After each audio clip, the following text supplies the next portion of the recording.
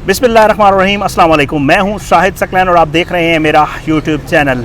इन्ना लिल्लाहि व इन्ना इलैहि राजिऊन। उमर शरीफ जो हैं कॉमेडी किंग, उनका इंतकाल हो गया है। जर्मनी में ये खबर बाकायदा तौर पे कंफर्म हो गई। आज की इस वीडियो में उमर शरीफ साहब के हवाले से कुछ बात करेंगे। मैं आपको बताऊंगा कि पाकिस्तानी वक्त के मुताबिक उनका इंतकाल दरअसल किस टाइम हुआ है, ये खबर किस टाइम की है, ये कन्फ्यूजन है, इसको थोड़ा सा क्लियर करने की कोशिश करूँगा। दूसरा जो है, एक ख़बर चलाई गई थी वेबसाइट्स की तरफ से और बड़ी गलत ख़बर थी, जिसमें ये कहा गया था कि उनके अहलिया को जर्मनी में थाने जाना पड़ा है। उस खबर की क्या हकीकत थी वो आपके सामने रखूँगा। उमर शरीफ साहब जो है, जब उन इंतकाल से पहले उन्होंने अपनी अहलिया को अपनी आखिरी ख्वाहिश या उन्होंने किस ख्वाहिश का इजहार किया, ये आपके सामने रखूँगा। और कुछ मज़ीद चीज़ें जो है इस हवाले से आपके सामने आज की इस वीडियो में रखूँगा। सीनियर एंकर पर्सन जो है, उनकी बात हुई है उनकी अहलिया से और उन्होंने इस हवाले से क्या बातें की हैं, क्या कुछ बताया है, ये सारी चीज़ें आज की खबर में आपके सामने रखूँगा। ये मामला शुरू होता है 9 सितंबर से। 9 सितंबर वाले दिन Waseem Badami ARY news senior anchor person, उन्होंने जो है उमर शरीफ से मुलाकात की थी और उमर शरीफ से मुलाकात करने के बाद एक बयान चलाया था, वीडियो बयान, जिसमें उमर शरीफ साहब ने वज़ीर-ए-आज़म पाकिस्तान इमरान खान से अमेरिका इलाज करवाने के हवाले से दरख्वास्त की थी। 10 सितंबर को वज़ीर-ए-आज़म ऑफिस से वसीम बादामी को कॉल गई और 14 तारीख को तकरीबन जो है सिंध हुकूमत ने 4 करोड़ रुपए जारी कर दिए थे इस हवाले से। और 14 तारीख को ये हुआ, 14 सितंबर को। 16 सितंबर को जो है वो वीज़े जारी हो गए थे जो उमर शरीफ और उनकी अहलिया को, और तकरीबन 8 दिन बाद यानी 24 सितंबर को एयर एम्बुलेंस जो है वो आ गई थी कराची एयरपोर्ट पर। कुछ वजूहात की बिना पर एयर एम्बुलेंस को एक दिन रुकना पड़ा था और फिर उससे अगले दिन जो है 4 दिन पहले तकरीबन जो है उमर शरीफ साहब जो है वो अपनी अहलिया के साथ रवाना हो गए जर्मनी। अब जब ये जर्मनी के रास्ते में थे तो अब मैं आपको बताता हूँ कि जर्मनी के रास्ते में जब ये लोग थे तो उस वक्त ये यहाँ से जर्मनी का तकरीबन 7 घंटे का सफ़र है। कराची से जर्मनी जाते हुए तक कुछ तबीयत नासाज हो गई थी, एक थकावट थी और दूसरा उनको बुखार हो गया था। तो डॉक्टर्स ने कहा कि जी 15 घंटों के लिए हस्पताल मुंतकिल करना पड़ेगा उमर शरीफ को। उनको 15 घंटों के लिए हस्पताल मुंतकिल किया गया जर्मनी के अस्पताल, लेकिन उसके बाद उनकी तबीयत बहाल ना हुई तो उनकी अमेरिका रवानगी जो है वो ताख़ीर का शिकार हुई। अब जर्मनी में ही मैं आपको बता देता हूँ, कुछ वेबसाइट्स की तरफ से मिर्च मसाला लगाने की बड़ी आदत है कुछ लोगों को। खबर चलाई गई कि उनकी अहलिया को जो है वो जाना पड़ा थाने जाना कोई ऐसा नहीं था क्योंकि उनका वीज़ा वहाँ का नहीं था। जो मेरी इतलात हैं वो यही है कि वहाँ पर जो मुकामी पुलिस स्टेशन होता है उसमें जाकर इतला देनी पड़ती है और उसके बाद वो हॉस्पिटल पहुँच गई थी। बहरहाल अल्लाह सब पे रहम करे और अल्लाह सही बात करने की तौफीक अता फरमाए। अच्छा, गुज़श्ता रोज़ जो है क्योंकि तबीयत ख़राब थी तो उनको डायलिसिस पे जाना पड़ा था, इस वजह से ये जो है ताख़ीर हो गई थी। आज एक्सपेक्ट किया जा रहा था कि आज उनको रवाना किया जाएगा अमेरिका। अब जो है उसके अलावा जो है आपको बताता हूँ कि जो आखिरी मुलाकात हुई थी वसीम की, वसीम बताते हैं कि रवानगी से कुछ देर पहले उनकी मुलाकात हुई थी और वो बात समझ रहे थे लेकिन उसके ऊपर रेस्पॉन्ड नहीं कर पा रहे थे।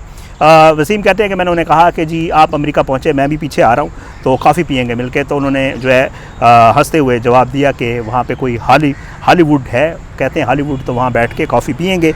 बहरहाल वसीम बादामी का ये कहना है कि वो ख़ुद भी बड़े पुरुमीद थे और जो है वो अमेरिका जाकर इलाज करवा के वापस आने के लिए बहुत पुरुमीद थे। अच्छा, अब जो है इनका इंतकाल जो हुआ उसके हवाले से यहाँ पे ख़बरें पहले जो है वो नहीं चलाई गई।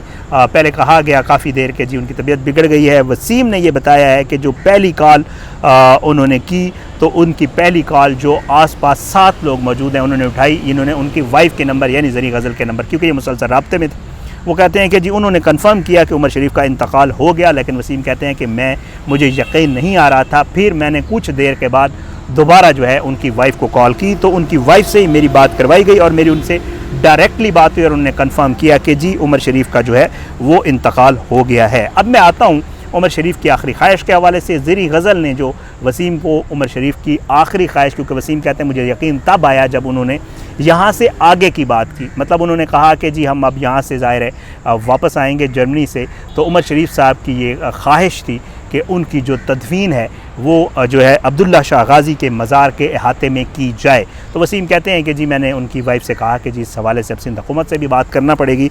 तो उनका कहना है कि तब उन्हें यकीन आया कि जी अब उनका बाकायदा तौर पे इंतकाल हो चुका है। अब जो मैं आपको बता देता हूँ कि तकरीबन ये दिन 12 बजे के आसपास की ख़बर है। उमर शरीफ जो हैं उन्होंने जर्मनी पहुंचना था और जर्मनी के बाद उन्होंने कहां कहां स्टे करना था, ये थोड़ा सा आपको बताता हूँ। पाकिस्तान से त्यारा रवाना हुआ, क्योंकि एक लंबा सफ़र होता है, त्यारे को रिफिलिंग की ज़रूरत होती है, थोड़ी सी रेस्ट की भी ज़रूरत होती है, इसलिए ये त्यारा जो है एयर एम्बुलेंस जो है वो 7 घंटे 15 मिनट के मुसलसल सफ़र के बाद जो है एम्बुलेंस ने न्यूरमबर्ग में पहला स्टॉप किया है, जो कि जर्मनी का शहर था। उसके बाद एयर एम्बुलेंस त्यारा अपने होम कंट्री जर्मनी में 2 घंटे क़याम करता, क्योंकि तबीयत ख़राब हो गई थी तो इसलिए उसको रुकना पड़ गया। उस क़याम के बाद एविएशन ज़राए कहते थे कि न्यूरमबर्ग में त्यारे की रिफ्यूलिंग की गई और त्यारे के इंजन को रेस्ट दिया जाएगा, ठीक है। उसके बाद ये 2 घंटे क़याम के बाद त्यारा अगली मंजिल उसने आइसलैंड जाना था, अगला स्टॉप जो इनका होता वो आइसलैंड होता। उसके बाद कैफलॉक एयरपोर्ट पर रिफ्यूलिंग होना थी उसकी।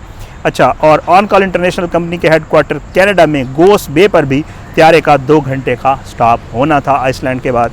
उसके अगले और आखिरी मरले में परवाज़ हतमी मंजिल वाशिंगटन डीसी एयरपोर्ट पर लैंड करना थी।